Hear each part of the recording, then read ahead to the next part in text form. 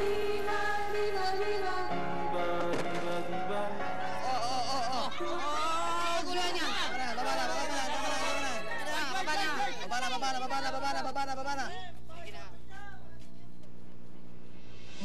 Yari, buti na lang dumating ka. Kung hindi, namatay na ako. Ano ba naman kasi pumasok sa kukote mo at magpapakamatay ka? Eh, sino ba kasi may sabi na magpapakamatay ako? Hindi kitang-kita kita, tatanong ka na. Buti lang, nasa gip kita. Nakambul ako ng mga yun eh. Salamat ah. Sige, huwag mo na akong tulungan. Hahagis mo na naman ako eh. Ako na lang mag-isa.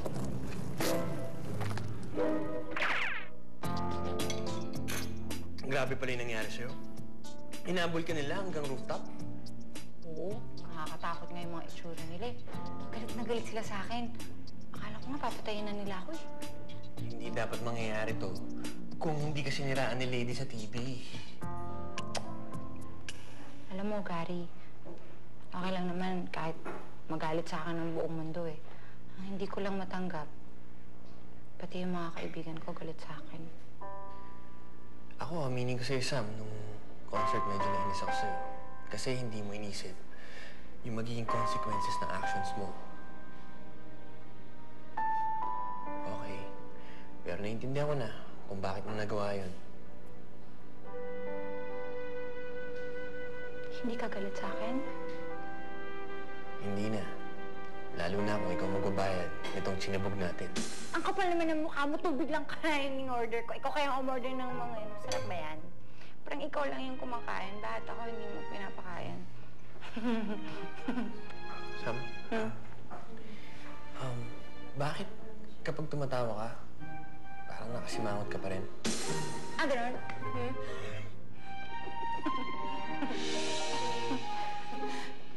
Uy, naalala mo ba yung akita-kita yung lasing na lasing ka? Teka, may nangyari ba? Wala akong matandaan eh.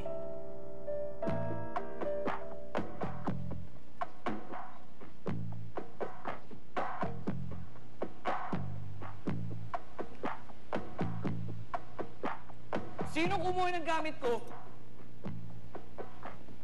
Pare, nandito yung pabango ko kanina eh. Ngayon nawawala na eh. Easy ka lang, dude. Hindi, pare. Merong malikot na kamay dito sa dressing room. Alam mo, dude, may hinala ako kung sino magnanakaw na mamahalin mong pabango eh. Sino? E di yung si Smith. Di ba galing squatter yan? Teka. Huwag mo sabihin hinaligan kita. Wish mo lang, no? Tawa-tawa ka dyan.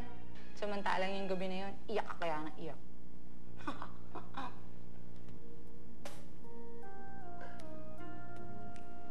May nasabi ba akong mali? Kalimutan na natin yung gabing yun, Sam. It's okay. Pwede mo mahingi ng cake? Parang ikaw lang ang nag-order, tapos ikaw lang ang kumakain. Kape. Patanggal ng bara. Ulitin mo nga sinabi mo. Ang sabi ko, ikaw lang magkaka-interest sa pabango ni Marlon dahil di mo kayang bumili nun. Eh, tarantado ka pala. Nagbibintangan mo ba ako? Sira ulo ka pala eh. Ano? Bakit ako? Wag ka na. Ano? Ano ba? Tawag ako muna ba ako? Ha? Oo! Ano ka? Ikaw! Lisabi ako muna ba ako? Hindi narinig sa labas ang sigawan niyo! Tita Kams, yan kasi si Pepe Smith eh. Ninakaw yung pabango ni Marlon. Sir, hindi ko nga pala pakialaman yung bag ni Marlon eh. Alam mo, para magkaalaman na, tignan na lang natin yung bag mo. Eh wala nga akong kinukuha. Sigurado ka? Pakita mo! O para manahimik kayo. Pabango. Ano gagawin ko sa pabango mo? Oh, tingnan niyo yung bag ko. Tingnan niyo yung bag ko. Yan pare. Eh, eto yung pabango ko ngayon. Niloloko mo ba ako?